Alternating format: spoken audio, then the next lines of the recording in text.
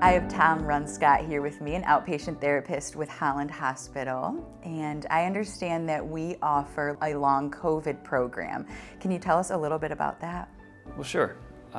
We have a program here in place for folks who have experienced some of the symptoms, kind of the lingering symptoms of long COVID, long haul COVID, post-COVID, different names it goes by, in which essentially you talk to your doctor and they get you set up usually with a physical therapist first to first look at those health concerns, physical stamina, lung capacity, oxygenation, and then how we can kind of help you make some gains in those areas and get back to your everyday life. So you want to be able to tolerate looking after your kids or taking care of things around the house or getting back to work.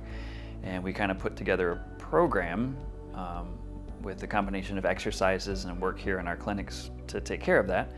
And like I said, that can involve multiple disciplines. I'm an occupational therapist myself. We have speech therapy, physical therapy too. Get people hooked up with social work to talk about coping with this, whatever it takes. We'll be of source that can kind of help arrange that for you. As an occupational therapist, what sort of role do you play when it comes to patients, I guess maybe who have experienced COVID or who are still experiencing some of these long COVID symptoms? Our goal in occupational therapy is to help people with how they occupy themselves or how they occupy their time.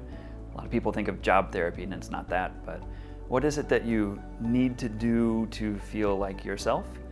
And so my role on this team is really to make sure you can get back to whatever makes you tick, your everyday activities. I don't know, I tell people a lot, it's hard to feel like you're recovering if you don't feel like yourself first, and that's a big part of it. If there's certain things that you need to do or want to do every day that you just can't, we can make a short-term plan with modifications and shortcuts. For now, we can design exercises and kind of have long-term plans. So we can work on making some shortcuts to help you get there right now while you're still struggling, and even if we abandon those while you continue to heal and eventually get back to doing it normally later on. What do some of those maybe exercises or things that you all cover when it comes to working with your patients? Yeah, a big one that comes to mind is simple energy conservation strategies. And so people they're just wiped, they're breathless, they just don't have the stamina in their lungs and their cardiac system sometimes. And so we come up with solutions to make that easier. A classic OT example is if you need to make the bed, you've got a big queen or king size bed, and you gotta walk around your bed and make those sheets and tuck in every corner multiple times, you've ended up putting on, I don't know how many hundreds of steps walking around the bed 8 times.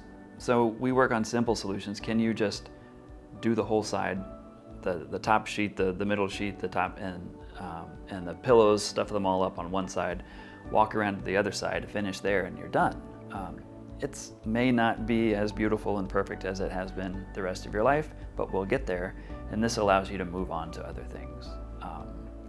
So that kind of energy conservation applied to all kinds of activities, for sure, is one strategy we take. And then in occupational therapy, too, I think the occupation or the things that you do each day is a little bit more than just the ends. We also think of it as the means. And so a lot of times therapy looks like everyday life at home. We have a space in our clinic, it's an apartment set up.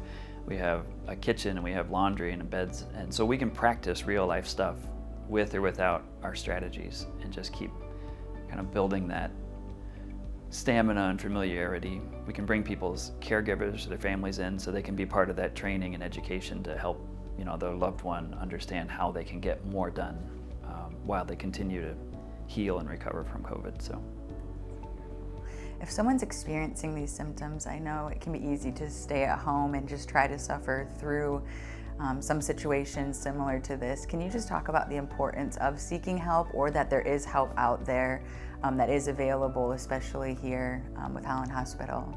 I like the way that you said that, the importance of kind of reaching out and seeking help. We remind people sometimes, if this were a friend of yours that was struggling, you'd bend over backwards to try and find a way to help them, but sometimes we don't offer ourselves that same grace. And so encourage people that it's okay. This is where you are right now, and it's not your fault. And to reach out and essentially talk to anybody at all on your team. You know, we usually have this large medical team. If that's your doctor first, or if it's somebody else, just sound the alarm, and then don't be afraid to talk about what areas you're struggling. If you don't have the terminology to talk to your doctor about what's been happening, just describe how it feels, and then we can get you, get you set up with therapy or anywhere else that can help make a difference. Thank you, Tom. Mm-hmm.